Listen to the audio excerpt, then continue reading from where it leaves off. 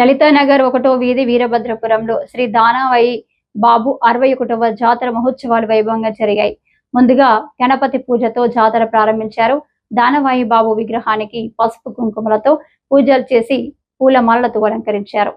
అధిక సంఖ్యలో భక్తులు విచ్చేసి స్వామివారికి మొక్కులు చెల్లించుకున్నారు.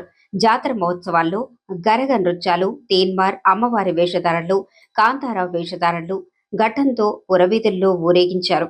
ఈ కార్యక్రమానికి ముఖ్య అతిథిగా తెలుగుదేశం పార్టీ రాష్ట్ర ప్రధాన కార్యదర్శి గన్ని కృష్ణ, పంతం సత్యనారాయణ, చారిటబుల్ ట్రస్ట్ చైర్మన్ పంతం కొండలరావు విచ్చేసి స్వామివారిని దర్శించుకున్నారు.